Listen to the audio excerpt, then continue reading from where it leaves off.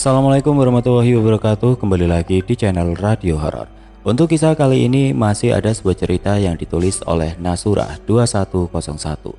Dan untuk kisah yang akan saya bawakan kali ini, sebuah kisah yang berjudul Kekasih Tidak Kasat Mata.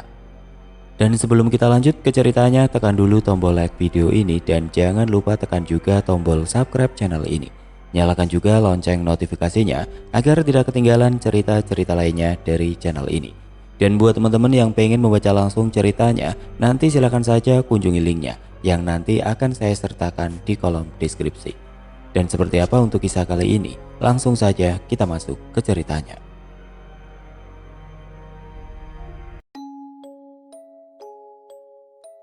Aku yang merawatmu sejak kecil, tidak pernah menyentuhmu.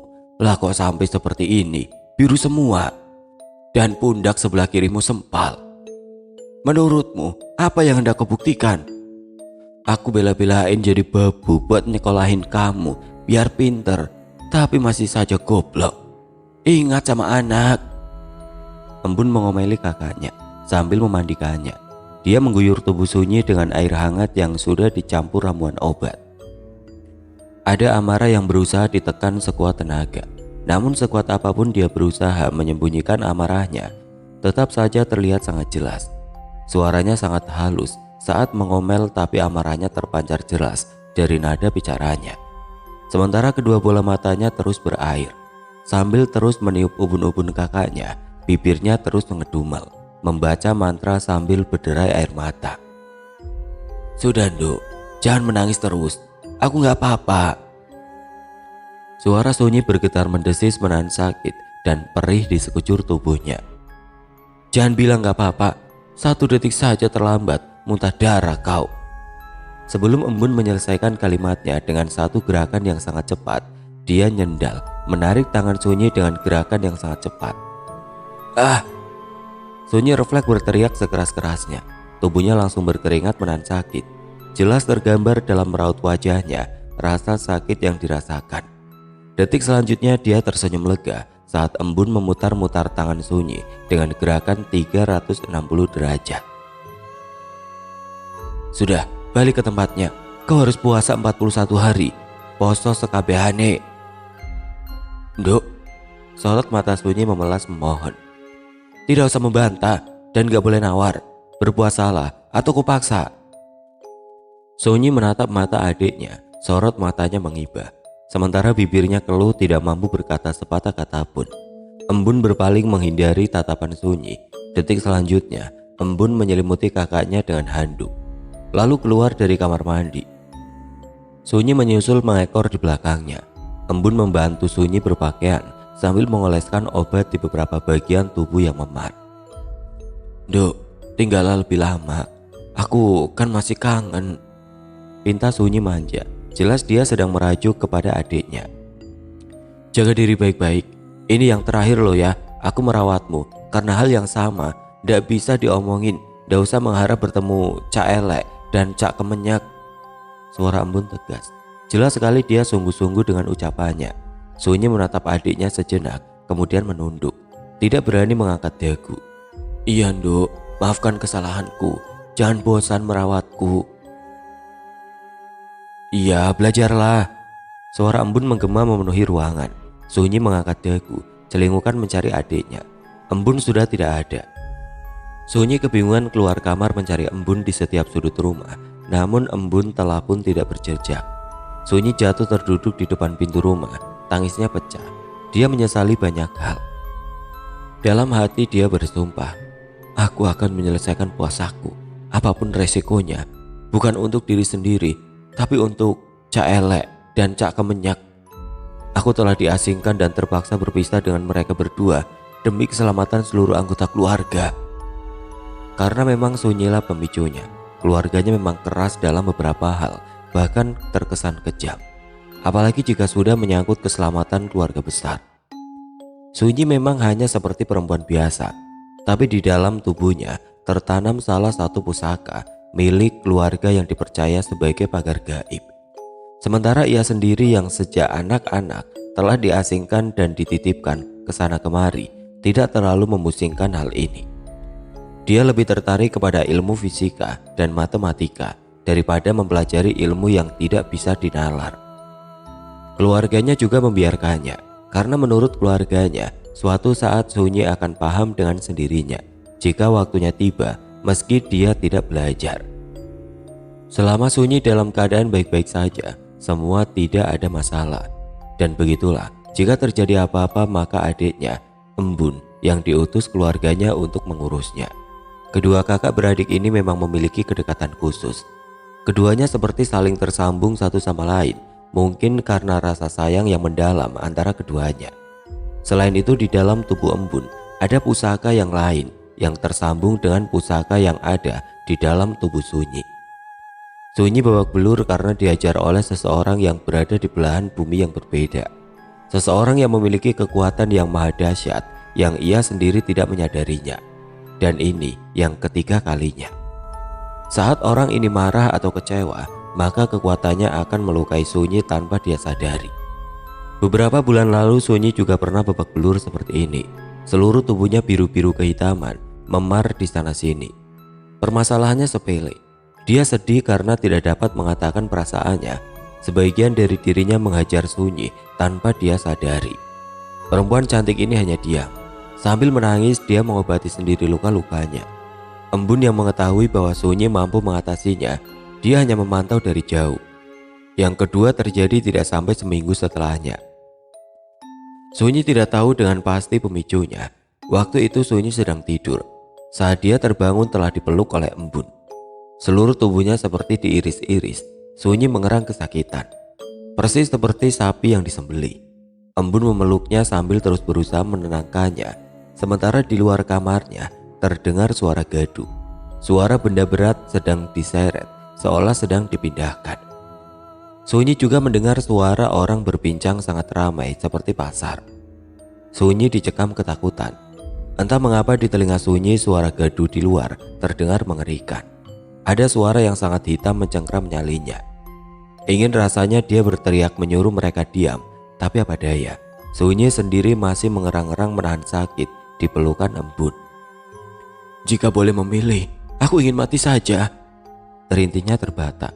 "Shh, tenanglah Sunyi, kuasai dirimu. Ini hanya ilusi, ini tidak nyata." Embun terus mengucap kata-kata yang sama sambil terus meniup ubun-ubun Sunyi. Terus dan terus entah berapa lama. Yang Sunyi tahu tubuhnya sangat sakit. Tubuhnya seperti disayat-sayat. Dia juga merasakan isi perutnya seperti mendidih, bagai ditusuk-tusuk sembilu. Tenggorokannya juga terasa penuh, seperti ada benda yang tersangkut, meronta ingin keluar. Sekuat apapun Sunyi berusaha mengeluarkannya, tetap saja gagal. Sementara kegaduhan di luar kamar juga masih terus berlangsung, seolah mereka sedang berpesta pora atas penderitaan Sunyi. Sesekali terdengar tawa riang mereka seperti sedang menertawakannya. Ada suara musik aneh yang juga terdengar, sepertinya mereka sedang menari-nari. Suara musik yang sama sekali tidak Sunyi kenali. Ia belum pernah mendengar suara musik ini sebelumnya. Segala kekacauan dan rasa sakit itu terus berlangsung. Entah berapa lama lagi Sunyi disiksa. Embun terus berusaha menenangkan kakaknya yang masih mengerang kesakitan. Erangannya berpadu dengan suara nafasnya yang berat, seolah ada sesuatu yang menyumbat lehernya. Setiap hembusan nafasnya dibarengi rasa nyeri yang teramat sangat dari dada tembus ke tulang sungsum dan tulang iga. Serasa tulang-tulangnya diremukkan. Nafasnya pendek-pendek, tidak bisa bernafas leluasa. Allah, Allah, Allah, astagfirullah. Susah payah Embun menuntunnya untuk menyebut nama Tuhan. Namun tidak sepatah kata pun dapat keluar dari mulut Sunyi selain erangannya yang menyayat. Embun terus meniup ubun-ubun kakaknya hingga pagi menjelang. Saat azan subuh berkumandang, kegaduhan di luar kamar tiba-tiba menghilang. Sunyi senyap. Hanya suara lembut pendingin ruangan memecah kesunyian pagi. Begitu juga rasa sakit yang diderita Sunyi perlahan hilang. Namun ada sesuatu yang mengganjal di tenggorokan yang masih menyiksa. Sesuatu dari dalam perutnya pun mendorongnya ingin muntah. Refleks Sunyi bangkit. Sempoyongan, dia berjalan ke kamar mandi sambil berpegangan di dinding. Dia memuntahkan semua isi perutnya. Makanan yang dimakannya semalam sebelum tidur semua keluar bersama dengan darah segar. Sunyi masih terus muntah-muntah sambil memegangi lehernya. Ada sesuatu yang masih mengganjal di lehernya, sangat susah dikeluarkan. Sunyi masih terus berusaha memuntahkannya. Serasa ada yang memotong lehernya dan darah segar kembali tumpah dari mulutnya, bertubi-tubi hingga akhirnya kletak. Sebuah logam keluar dari mulut Sunyi jatuh ke lantai. Samar-samar dia melihat benda berwarna hitam itu tergeletak di lantai kamar mandi. Sunyi tidak bisa memastikan dengan jelas apa sesungguhnya. Mungkin pisau atau badik, aku kurang jelas. Pandanganku mulai kabur, semua seolah bergerak tidak beraturan. Detik selanjutnya tubuhnya limbung dan semuanya menjadi gelap. Sunyi terbangun sore hari. Sudah ada di pembaringan, berbaring cantik. Tubuhnya diselimuti dengan rapi, pakaiannya juga sudah diganti. Dia merasa sangat nyaman dengan posisi tidurnya. Suara pendingin ruangan terdengar lembut di telinganya. Suhu ruangan juga membuatnya nyaman, seolah memang sudah disesuaikan sedemikian rupa demi kenyamanannya. Sunyi berusaha duduk, tubuhnya masih terasa sangat lemah. Lalu menyapukan pandangan ke seluruh ruangan. Hening. Entah mengapa aku merasakan ada seseorang di sampingku sedang menungguinya di tepi ranjang. Aku mencium aroma tubuh seseorang khas kayu gaharu. Aku juga mendengar dengan jelas detak jantung seseorang, tapi tidak ada siapa-siapa. Batinnya bingung. Perlahan dia menuruni ranjang, kepalanya masih pusing. Ada sesuatu yang terasa nyeri di kepala sebelah kiri. Sunyi merabanya, ada luka di sana, tepat di bagian yang nyeri. Mungkin bekas benturan dengan lantai saat aku limbung. Sunyi berusaha mengingat-ingat apa yang terjadi. Namun saat dia berusaha mengingatnya, kepalanya kembali terasa sangat sakit bercampur nyeri. Sunyi melangkah pelan keluar kamar, menyusuri seluruh ruangan melewati lorong yang menghubungkan kamarnya dengan ruang tamu.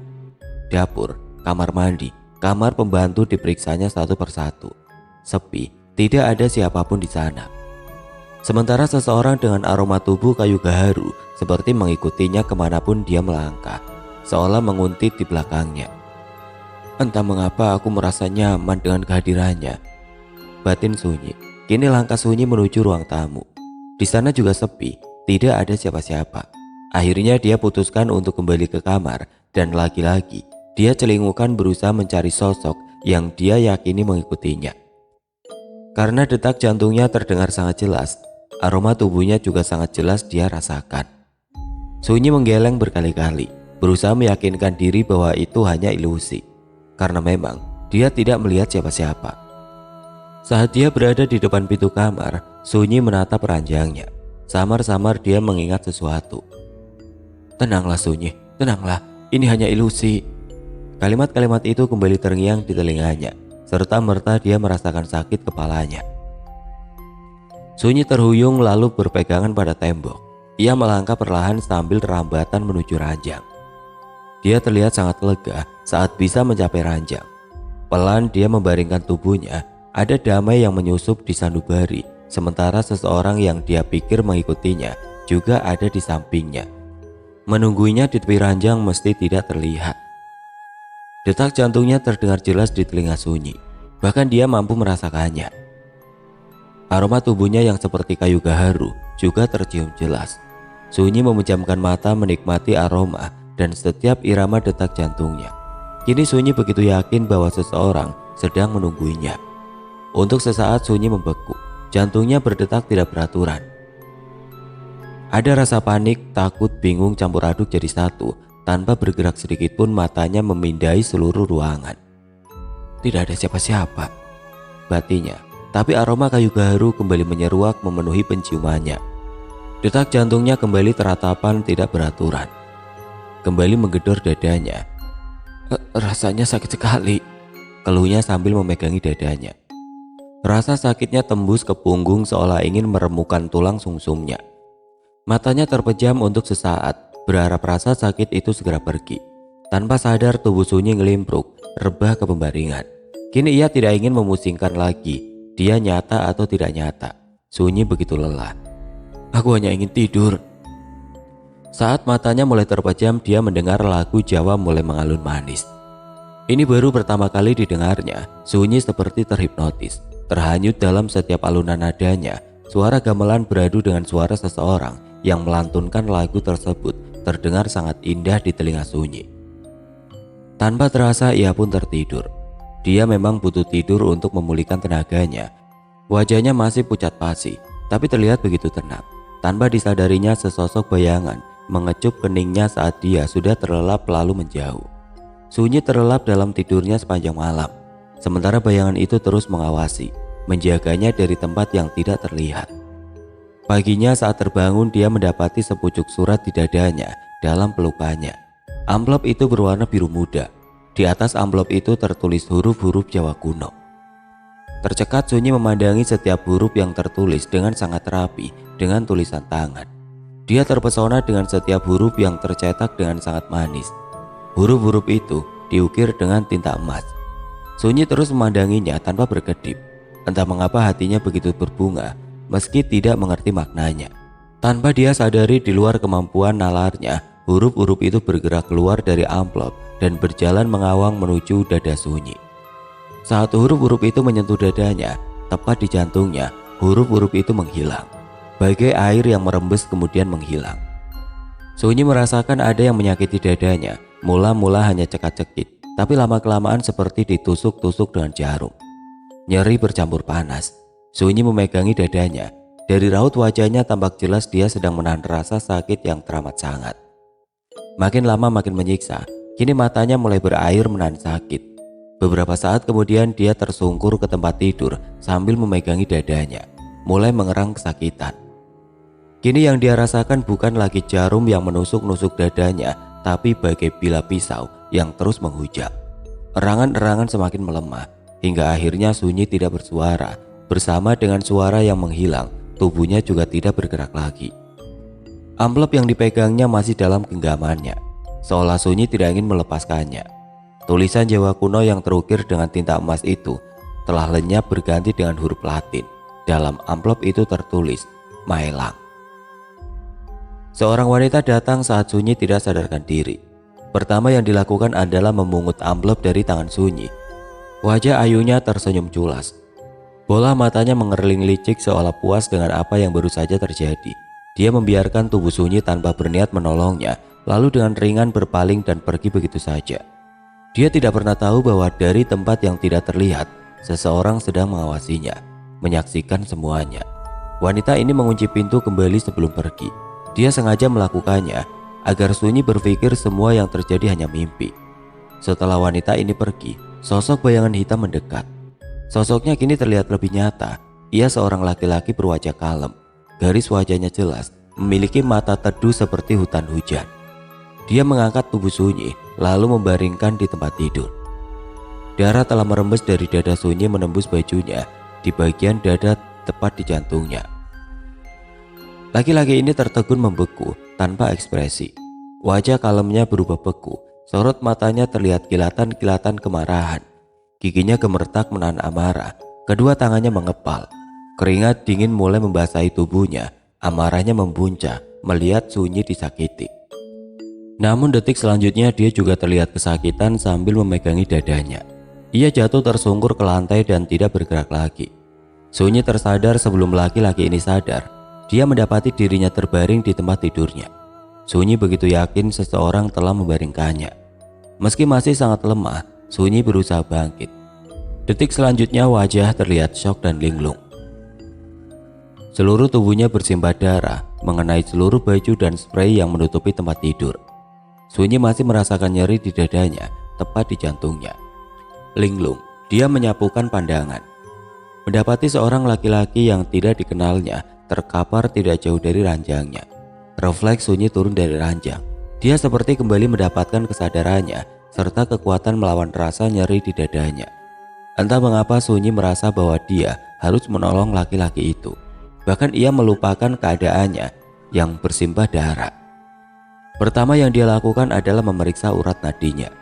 Masih hidup. Ekspresi Sunyi nampak lega. Lalu Sunyi meletakkan kepalanya di atas dada laki-laki itu. Beberapa lama, bibirnya mengukir senyum tipis. Sunyi mengangkat kepala lalu berjalan ke tempat tidur. Mengambil bantal kemudian menaruh di bawah kepala laki-laki itu. Kemudian mengambil selimut dan menyelimutinya. Senyumnya kembali mengembang. Untuk sesaat dia menatap lekat laki-laki itu. Beberapa saat kemudian Sunyi berjalan ke kamar mandi mulai sibuk membersihkan diri. Suasana gemercik air mulai terdengar dari kamar mandi. Saat keluar dari kamar mandi tubuhnya hanya dibalut handuk. Tanpa Sunyi sadari, laki-laki itu membuka mata. Ia melotot saat mendapati Sunyi keluar dari kamar mandi hanya berbalut handuk. Tapi kemudian ia kembali menutup matanya dan pura-pura masih pingsan. Masih berbalut handuk, Sunyi mulai sibuk membersihkan tempat tidurnya, memasukkan semua benda yang terkena darah ke dalam mesin cuci. Beruntung kasurnya masih terbungkus plastik hingga darah tidak mengenai kasur. Saat dia mengganti pakaian, dia sangat terkejut menyaksikan dada kirinya ada tato yang masih menganga. Jelas ini baru dibuat. Tato itu bertuliskan huruf Jawa kuno.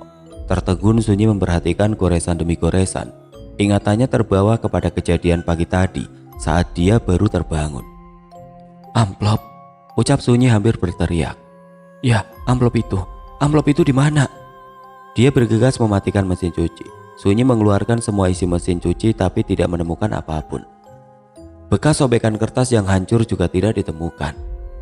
"Mestinya amplop itu hancur jika memang ada di antara pakaian dan spray yang aku masukkan mesin cuci." Sunyi tampak bingung. Sepersekian detik dia bergegas kembali ke kamarnya. Dia semakin bingung saat mendapati laki-laki yang terkapar tidak jauh dari ranjangnya sudah tidak ada di sana. Hanya bantal dan selimutnya yang masih ada di sana. Sunyi duduk di ranjangnya, berusaha memahami apa yang sesungguhnya terjadi sejak kemarin. Namun saat berusaha mengingatnya, kepalanya kembali merasakan nyeri yang teramat sangat. Apa yang sesungguhnya sedang terjadi padaku? Gusti, apa belum cukup semua penderitaanku? Ada luka dan kepedihan di bola matanya. Kepedihan itu jelas terpancar dari sorot matanya. Ada kilatan-kilatan amarah samar menyambang.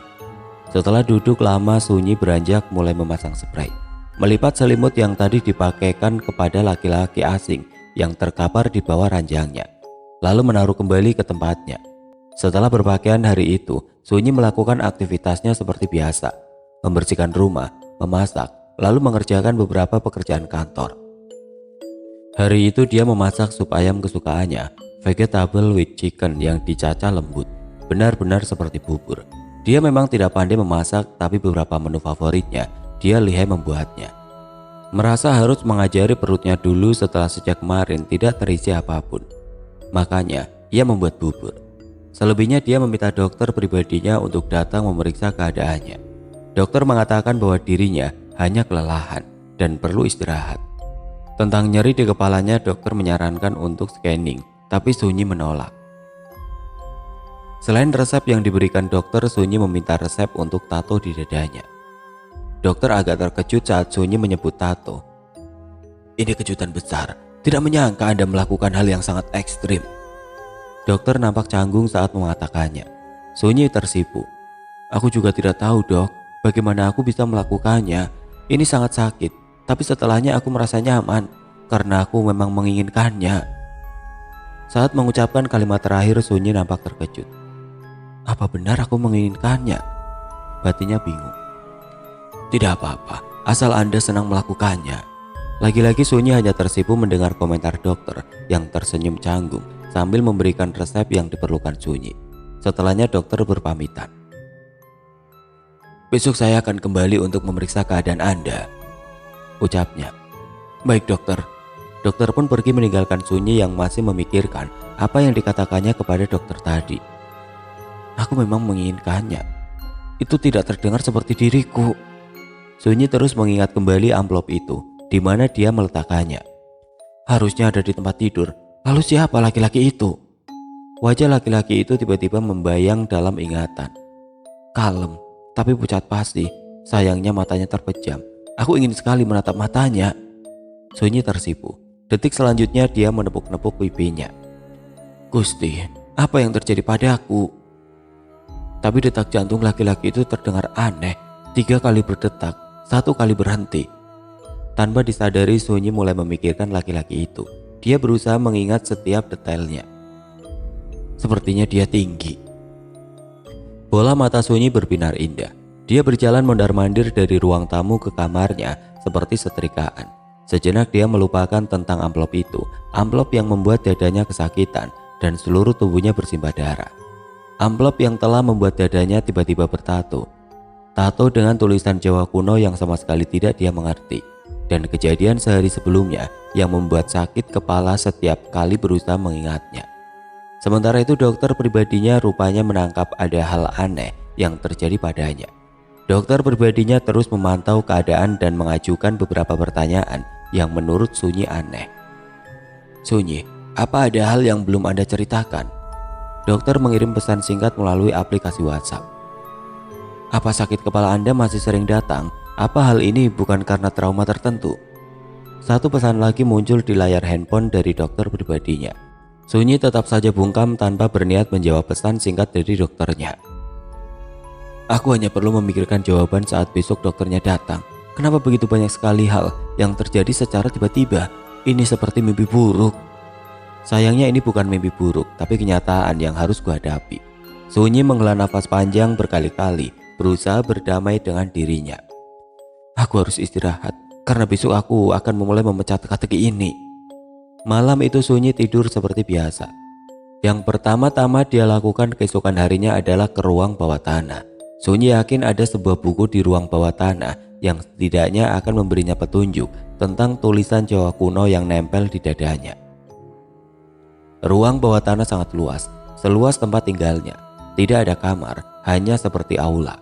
Pada zaman perang ruangan itu dipakai sebagai ruang perlindungan. Ruangan itu disebut sardap.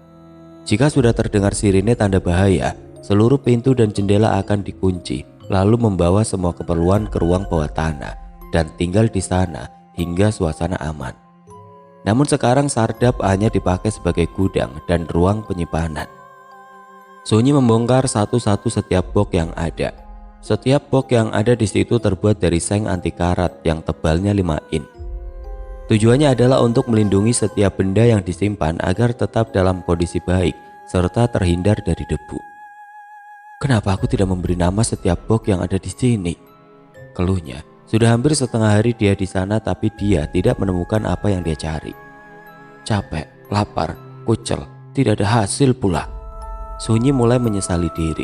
Tubuhnya mulai gemeteran karena lapar. Dia berniat kembali ke atas untuk sekedar makan dan membersihkan diri.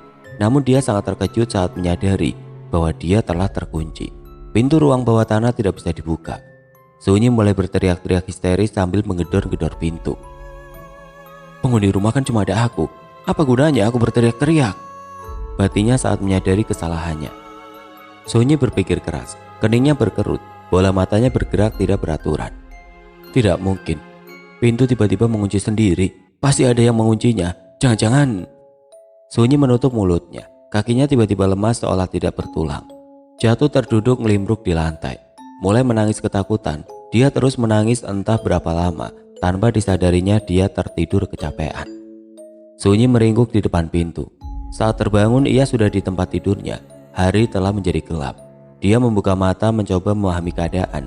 Menyapukan pandangan ke seluruh ruangan. "Ini kamarku. Bagaimana aku bisa ada di sini? Bukankah aku..." Sunyi tidak melanjutkan kalimatnya karena seseorang tiba-tiba memasuki kamarnya. Seseorang berjalan mendekat tanpa wajah tampannya, tanpa ekspresi. "Saya datang untuk mengucapkan terima kasih.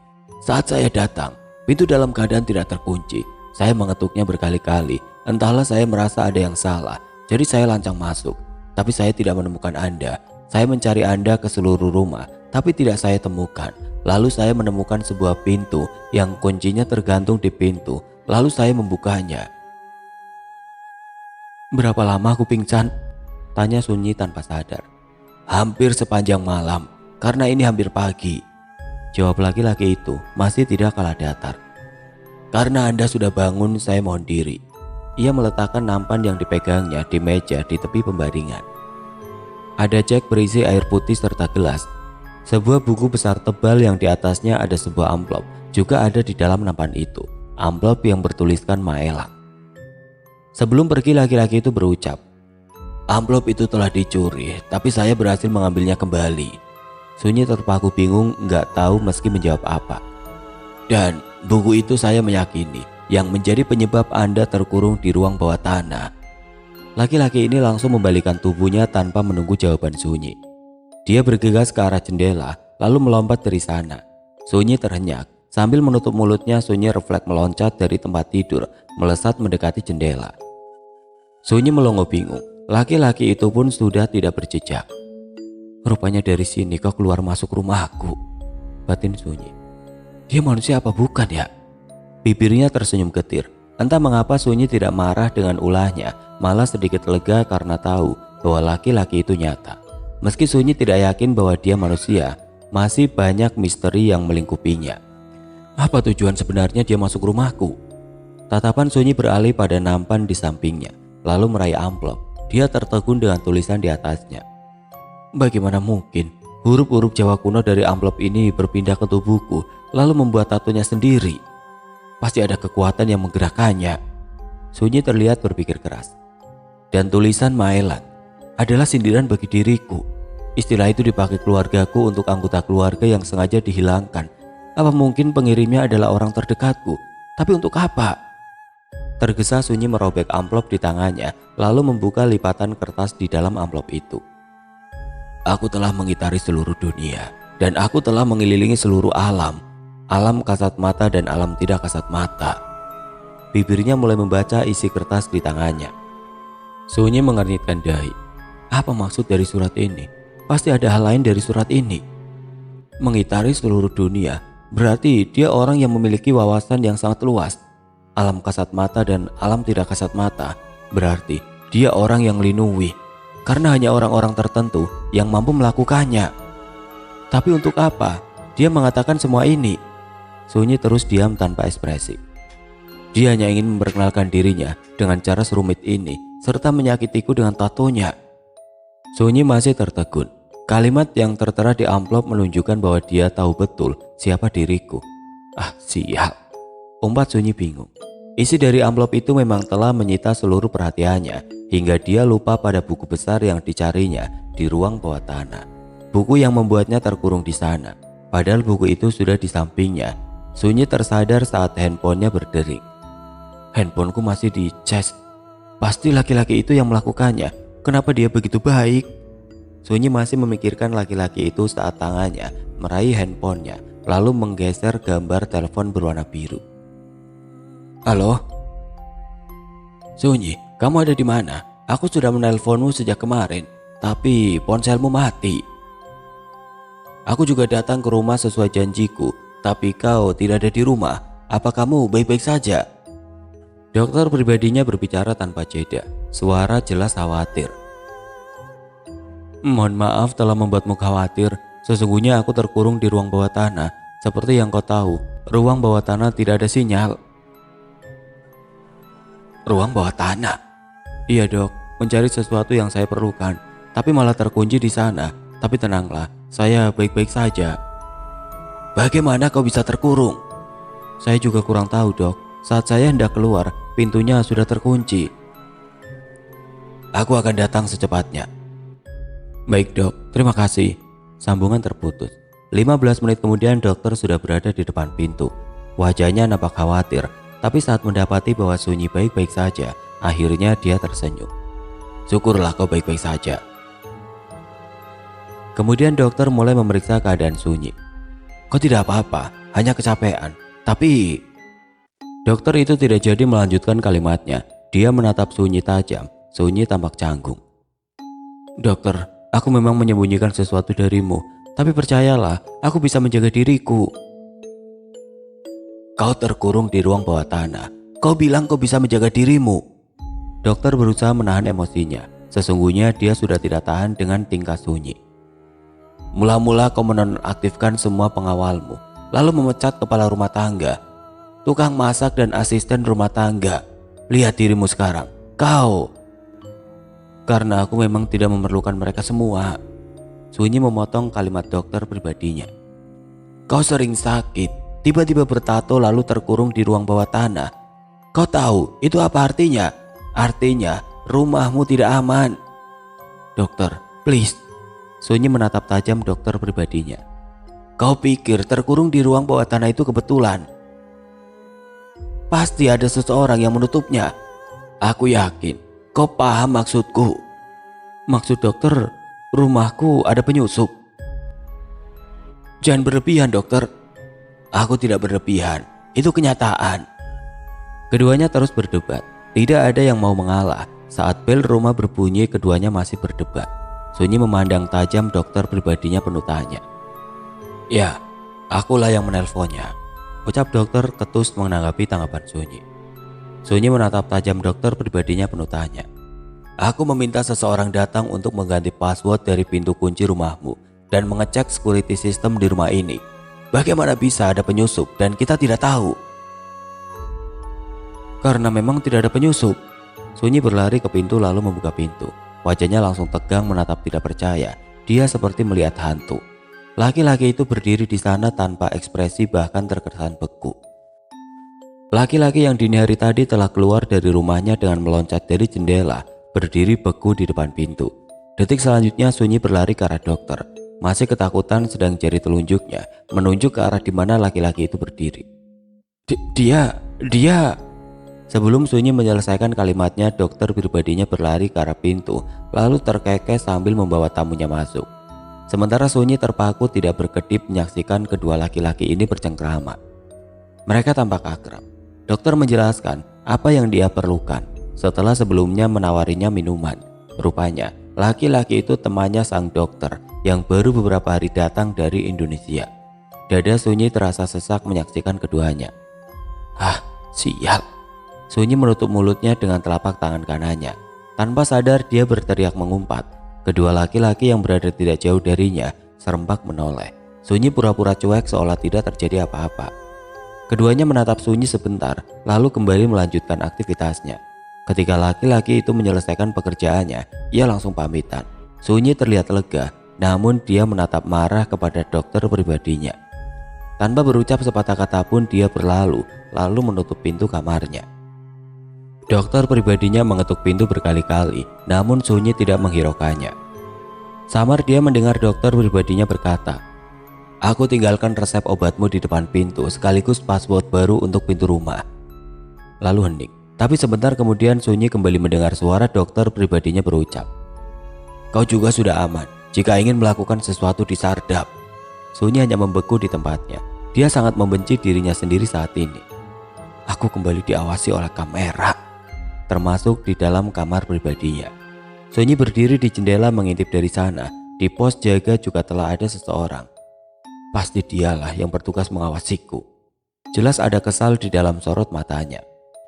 Tidak cukupkah dengan mengasingkanku? Mereka masih membuatku hidup seperti di dalam penjara. Sunyi marah sekali terhadap keadaan. Masih jelas dalam ingatan Sunyi saat ibu bercerita. Suara ibu yang lembut kembali terngiang di telinganya. Ibu bercerita sambil membelai rambut Sunyi. Menjadi dongeng sebelum tidur. Kau lahir kalungan usus. Kau juga lahir tidak menangis. Semua mengira kau lahir mati. Tapi dukun bayi yang menolongmu yakin kamu lahir hidup. Kau dijungkir di atas sumur oleh dukun bayi sambil ciprati air panas. Lalu dipukuli pantatmu. Bapakmu duduk semedi memohon pada Tuhan agar Tuhan mengizinkan ngemong awakmu. Ibu hanya bisa menangis sesegukan. Air mata Sunyi mulai mengalir mengingat cerita ibu tentang dirinya saat dilahirkan. Aku kangen banget sama ibu. Refleks bibirnya bergetar berucap kerinduan. Waktu kau bayi merah, kita diasingkan ke Madura karena di sini sedang terjadi geger. Bapakmu takut terjadi apa-apa, jadi kita diasingkan. Lagi-lagi Sunyi seolah mendengar suara ibunya. Orang-orang di sana sangat baik. Paman dan bibi juga sangat baik. Kami makan nasi jagung dan kadang sawut. Sawut adalah ketela pohon yang diparut kasar. Namun bibinya selalu membuat nasi putih untuk Sunyi dan ibunya. Jika susunya habis, meski tengah malam, paman akan ke kota untuk membelinya. Ada sebuah tempat yang sangat disukai Sunyi, yaitu area sumur tempat mereka mandi. Senggotnya nempel di pohon kedondong, buahnya besar-besar dan manis. Senggot adalah alat tradisional yang dipakai untuk menimba air dari dalam sumur. Umumnya, kedondong rasanya asam, tapi entahlah kenapa kedondong di tempat itu manis. Mungkin karena tanahnya tandus dengan udara kering. Sunyi terlihat tersenyum. Kenangan itu membuat luka hatinya sedikit membaik. Rasanya aku ingin ke sana sekarang, ucapnya sedih sambil berjalan menuju ranjang. Tanpa sengaja matanya tertuju pada buku besar yang ada di atas nampan. Dia berjalan mendekati buku itu, lalu meraihnya. Kemudian naik ke atas ranjang, meletakkan bantal di punggungnya, duduk selonjoran dan mulai membaca. Sampul buku itu bertuliskan huruf Jawa kuno yang hurufnya sama persis dengan tato di dadanya. Sunyi menatap huruf demi huruf, tidak berkedip. Satu-satunya yang pasti paham adalah ibu. Sorot mata Sunyi terlihat sedih saat mengucapkan kalimatnya. Aku tidak mungkin bisa ke Indonesia dalam situasi seperti ini. Lalu dibukanya buku di tangannya. Di halaman pertama tertulis, aku telah mengitari seluruh dunia dan telah mengitari seluruh alam. Alam kasat mata dan tidak kasat mata. Mata Sunyi terbelalak. Dia tidak percaya dengan apa yang dibacanya. Tergesa dia membuka lembar selanjutnya. Matanya nanar memandang lembar selanjutnya. Jelas ada ekspresi haru di sorot matanya. Buku itu ditulis tangan dengan tinta hitam dalam dua huruf yang berbeda, huruf Jawa kuno dan Arab Pegon. Sunyi mulai kembali membaca. Dia memang tidak paham huruf Jawa kuno, tapi dia paham huruf Arab Pegon. Sejak dia belajar bicara hingga usia 13 tahun, dia diajari bapak bahasa Arab termasuk Arab Pegon. Karena umumnya buku yang dipelajarinya berbahasa Arab tanpa makna dan biasanya bapak memaknainya dengan Arab Pegon. Bapak memperkenalkan 4 bahasa sekaligus saat dia belajar bicara, Jawa, Madura, Arab, dan bahasa Indonesia. Tulisan Arab Pegon ini sangat halus seperti tulisan bapak. Mata Sunyi mulai berkaca-kaca. Air matanya jatuh di sudut matanya saat dia sadar di ujung kanan ada sebuah tanda tangan. Tanda tangan yang sangat dikenalnya, tanda tangan bapak. Dia langsung menutup buku itu. Dipeluknya buku itu sangat erat, lalu menangis terseduh. Seperti anak kecil, dia meraung-raung dalam tangisnya. Bahunya sampai tergoncang karenanya. Pengawal di pos jaga menatap bingung layar monitor di hadapannya. Tanpa disadarinya, sesosok bayangan hitam juga sedang menangis hingga bahunya tergoncang tanpa suara. Dari tempat yang tidak terlihat, dia berjongkok sambil memegangi dadanya tepat di jantungnya. Hari ini, seperti saran adiknya, Sunyi memulai puasa. Tiba-tiba ia mengalami demam yang sangat tinggi, tubuhnya seperti terbakar hingga mengalami kejang. Dia juga susah bernafas, kepalanya seperti sedang dibentur-benturkan ke tembok. Sekujur tubuhnya seperti disayat-sayat dengan pisau, telapak kakinya seolah ditusuk-tusuk pisau. Sunyi meraung-raung kesakitan hingga dia berguling-guling. Tanpa sadar, Sunyi telah jatuh dari pembaringan. Antara sadar dan tidak, Sunyi merasakan seseorang meraih tubuhnya, menggendongnya. Sunyi dibaringkan di tempat tidur lalu diberi suntikan. Sunyi meyakini obat yang disuntikan itu adalah obat penenang, juga painkiller. Pelan-pelan rasa sakitnya menghilang. Meski sesak di dadanya masih terasa. Dia mulai merasa sangat mengantuk. Tanpa sadar, dia pun tertidur. Seseorang merapikan selimutnya lalu menghidupkan pendingin ruangan. Disetting senyaman mungkin disesuaikan dengan tubuh Sunyi. Wajahnya orang ini beku tanpa ekspresi. Bola matanya sedingin hutan hujan, seperti sebuah hutan di kawasan tropis yang selalu ada hujan sepanjang tahun. Dingin, tapi selalu meneduhkan. Dia duduk di samping ranjang, matanya tidak sedetik pun berpaling dari Sunyi. Seolah Sunyi adalah pemandangan terindah. Aku telah membaca seluruh perjalananmu ke wanita yang sangat istimewa. Batinnya, bibirnya mengukir senyum tipis, bola matanya berbinar indah. Wajahnya yang selalu tenang menjadi pelengkap bagi keindahan bola matanya. Aku bersumpah akan mengeluarkanmu dari neraka yang melingkupimu. Akan aku serahkan detak jantungku agar aku bisa merasakan apa yang kau rasakan, bisa merasakan sakit dan deritamu. Saat dia menyelesaikan kalimatnya, dia sangat terkejut. Aku hanya perempuan biasa yang ingin diperlakukan biasa-biasa saja. Dia langsung berdiri, wajahnya seperti melihat hantu. Saat menyadari bahwa Sunyi masih lelap dalam tidurnya, dia kembali duduk sambil memegangi dadanya. Kembali tidak berkedip memandangi perempuan di hadapannya. Apa mungkin aku ada di dalam mimpinya dan dia mampu mendengar apa yang kubatinkan? Wajah bekunya tampak merenung. Aku ingin bertanya kepada dunia, apa itu cinta? Jika kau hanya memiliki air mata dan luka, aku ingin berlari dan mengumpat padanya. Apakah yang aku rasa ini cinta? Tapi kenapa yang aku berikan hanyalah luka? Demi Tuhan, aku sangat ingin hidup di mana hanya aku dan kau. Tanpa sadar ia berbisik lembut, mengungkapkan semua yang ada dipendam di dalam dadanya. Cinta adalah senyum dan tangismu, duka dan penderitaanmu, rasa sepimu, angkuhmu. Cinta adalah detak jantungmu yang istimewa. Cinta bukan untuk mengasingkanmu, tapi cintaku akan menciptakan senyummu, merangkai kebahagiaanmu bersamanya, bukan kita berdua. Laki-laki itu kembali tersentak. Kalimat demi kalimat terdengar lembut di telinganya, tapi mata Sunyi masih tertutup. Jelas ada senyum mengambang di wajah ayunya yang masih pucat.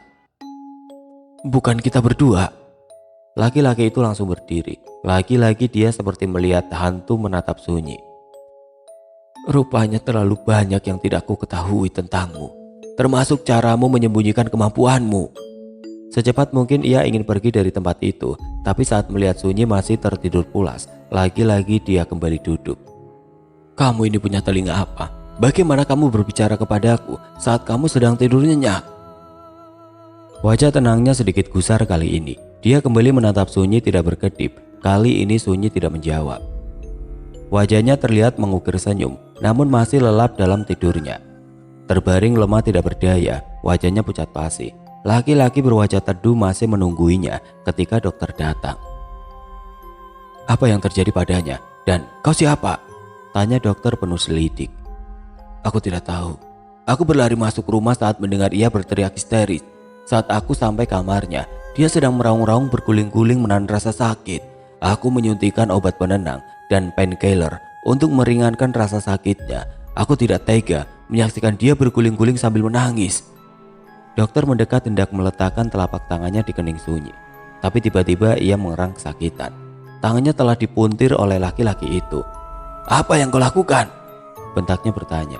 Mata dokter menatap tajam ke arah laki-laki itu. Cukup, bentak laki-laki berwajah pucat garang. Tidak akan aku biarkan kau lagi menyiksanya. Dokter tampak terkejut. Memang, kau pikir kau siapa? Balas dokter tidak kalah garang. Dalam satu gerakan tidak terduga, dokter menendang laki-laki itu hingga tersungkur. Laki-laki itu langsung bangkit dan memasang kuda-kuda. Keduanya saling menatap tajam dengan tatapan membunuh. Ruangan itu berubah mencekam. Dokter yang biasanya terlihat tenang kini menampakkan wajah aslinya. Begitupun laki-laki itu. Aura kemarahan mereka berdua benar-benar mengerikan. Hening, tidak ada satupun yang bergerak, hanya saling menatap tajam penuh kebencian. Sunyi yang baru saja tersadar menatap bingung pada dua laki-laki yang sedang saling menatap penuh amarah dan kebencian. Apa kalian sedang berkelahi? Refleks keduanya menoleh ke arah Sunyi, lalu menguodar kuda-kuda dan tersenyum canggung. Dokter melangkah mendekati Sunyi, begitu juga laki-laki itu. Keduanya tampak canggung. Entahlah, kenapa aku tiba-tiba merasa terancam saat dokter mendekat. Ada aura yang sangat hitam tiba-tiba menguar, mencengkram nyaliku. Sunyi menatap bingung ke arah dokter pribadinya. Jelas tergambar kecemasan dalam sorot matanya. Aku akan memeriksa keadaanmu, ucap dokter sambil tersenyum. Tapi Sunyi refleks beringsut menjauh.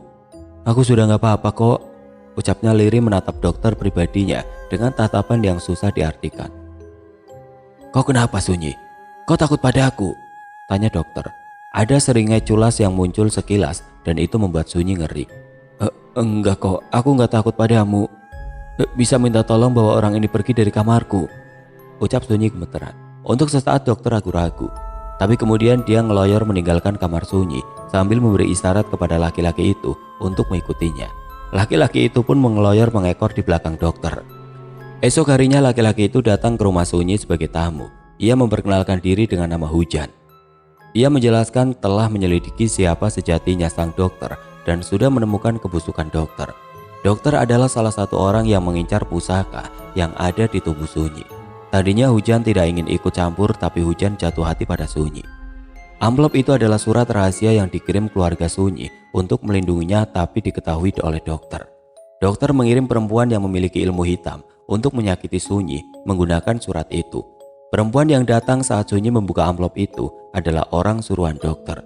Perempuan itu berpikir Sunyi sudah tewas saat Sunyi terkapar bersimbah darah. Untung Hujan datang menyelamatkannya. Hujan juga memberikan sebuah benda yang terbuat dari baja berbentuk seperti ujung tombak kepada Sunyi. Ini aku temukan di kamar mandi saat aku menemukanmu pingsan di sana, tergeletak di lantai tidak jauh darimu, ucap Hujan menjelaskan. Aku juga minta maaf karena beberapa kali aku menyakitimu Tanpa sadar aku sudah jatuh hati padamu. Jauh sebelum aku bertemu denganmu, aku sering melihatmu di sekitarku. Aku bahkan sampai tidak dapat membedakan kau ini ilusi atau nyata. Karena tidak tahan, aku mengamuk.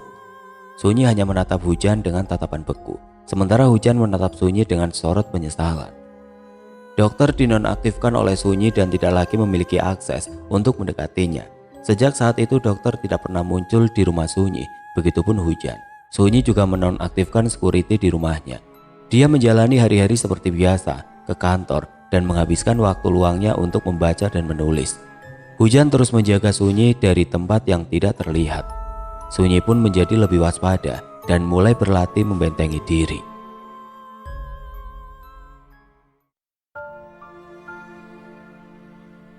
Oke teman-teman, sekian untuk kisah kali ini. Bagaimana menurut kalian tentang kisah ini? Tulis komentar kalian di kolom komentar.